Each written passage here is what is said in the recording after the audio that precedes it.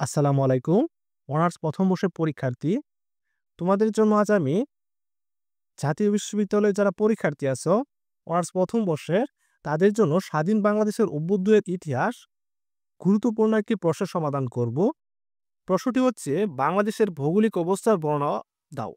এই প্রশ্নটি জাতীয় বিশ্ববিদ্যালয়ে দেখা যায় যে ১-২ বছর পর পরই আসে। খুবই গুরুত্বপূর্ণ একটি প্রশ্ন।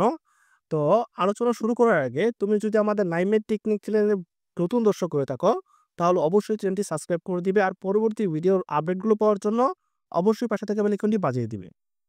তো আমরা যে বিষয়টি আলোচনা করব সেটি হচ্ছে স্বাধীন বাংলাদেশের অভ্যুদয়ের ইতিহাসের বাংলাদেশের ভৌগোলিক অবস্থার বর্ণনা দাও। পরীক্ষার জন্য ভেরি ইম্পর্টেন্ট একটা প্রশ্ন। তো চলো আমরা সমাধানে চলে যাই। উত্তর: ভূমিকা। প্রথমত আমরা জানি যে সাজেশন এবং বইয়ের মধ্যে আনসারগুলো অনেক বড় করে দেওয়া থাকে। তো সবটুকু লেখা আমাদের পরীক্ষার মধ্যে সম্ভব না। সেজন্য আমি সব দিক বিবেচনা করে শর্টকাটে যাতে তোমরা ৪ মার্ক থেকে ৪ মার্কই পাও, এটা কিন্তু খ বিভাগে আসে। সেভাবে আমি উপস্থাপন করেছি এটা। তো সেভাবে আমি তোমাদেরকে বলব। ১ নাম্বারটা হচ্ছে ভূমিকা দিবা এবং সর্বশেষ আমরা জানি কি উপসংহার। আমরা ৫ টা স্টেপ দিব। তো ১ম ভূমিকা এবং সর্বশেষ উপসংহার। বাকি ৩ টা স্টেপ এবং এই অংশটুকু তোমরা সম্পূর্ণটা কিভাবে মনে রাখবে সে কৌশলটা আমি ভিডিও শেষে আলোচনা করব। তো ভিডিওটি অবশ্যই নাটকের সম্পূর্ণ দেখবে। ভূমিকা: বাংলাদেশ দক্ষিণ এশিয়ার একটি নদীমাতৃক দেশ। এর ভৌগোলিক অবস্থান দেশটির রাজনীতি, অর্থনীতি, জলবায়ু এবং সংস্কৃতির উপর প্রভাব ফেলেছে। ১ নম্বরের স্টেপটি হচ্ছে ভৌগোলিক অবস্থান। বাংলাদেশের উত্তরে ভারত, পূর্বে ভারত ও মিয়ানমার, পশ্চিমে ভারত এবং দক্ষিণে বঙ্গোপসাগর দ্বারা পরিবেষ্টিত। ভৌগোলিক অবস্থান হলো দক্ষিণ দক্ষিণ উত্তর অক্ষাংশ হচ্ছে এত ২৪ ডিগ্রি ৩৪ মিনিট থেকে ২৬ ডিগ্রি ৩৮ মিনিট এবং পূর্ব দ্রাঘিমাংশ হচ্ছে ৮৮ ডিগ্রি থেকে ০১ মিনিট বা ৯২ ডিগ্রি ৪১ মিনিট। আয়তন ও জনসংখ্যা: বাংলাদেশের মোট আয়তন প্রায় ১,৪৭,৫৭০ বর্গ কিলোমিটার। এখানে প্রায় ১৭ কোটি মানুষ বাস করে। পরের স্টেপটা হচ্ছে ভূপ্রকৃতি ও জলবায়ু। বাংলাদেশ একটি সমভূমি দেশ।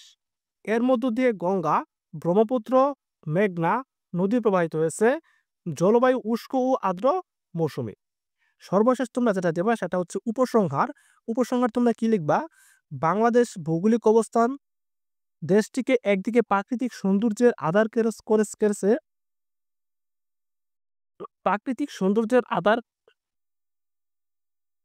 করেছে এবং অন্যদিকে অর্থনীতি, কৃষি ও বাণিজ্যিক অর্জন বাণিজ্যের জন্য বিশেষ সুবিধা এনে দিয়েছে।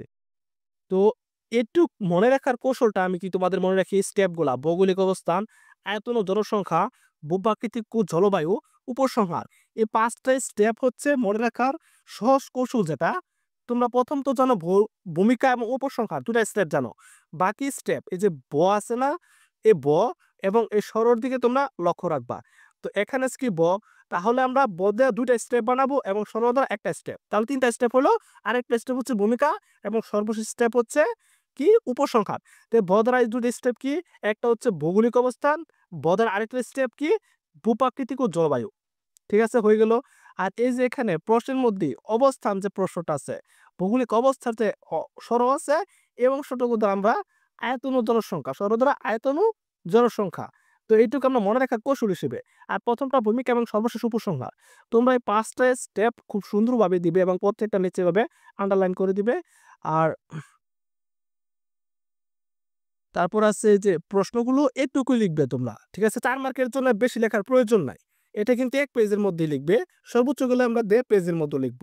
এর বেশি আমরা একটা লাইন লিখব না। আর মনে রাখবা তোমরা ক বিভাগ এবং ঘ বিভাগ ৫০ মার্ক কিন্তু। ক বিভাগে ১০ এবং ঘ বিভাগে ৫০। তো এটুকুর দিকে বেশি লক্ষ্য রাখবা। আনসারের ক্ষেত্রে, প্রশ্নের আনসারের ক্ষেত্রে ১ম এ ক বিভাগ, সর্বশেষ ঘ বিভাগ, সর্বশেষ খ বিভাগ এবং দ্বিতীয়ত ক বিভাগের আনসার করবা। অর্থাৎ ক বিভাগ লিখবা ১ম এ, পরে লিখবা ঘ বিভাগ এবং সর্বশেষ আনসার করবা খ বিভাগে। তাহলে আমরা ফুল অ্যান্সার বা ভালো একটা মার্ক অর্জন করার মতো করতে পারবা তোমরা। তো আশা করি আজকের ভিডিওটি এই পর্যন্তই। পরবর্তী ভিডিওর আপডেটগুলো পাওয়ার জন্য অবশ্যই আমার চ্যানেলটি সাবস্ক্রাইব করে পাশে থাকবা। তো দেখা হচ্ছে পরবর্তী নতুন কোনো গুরুত্বপূর্ণ ভিডিও নিয়ে। ধন্যবাদ সকলকে।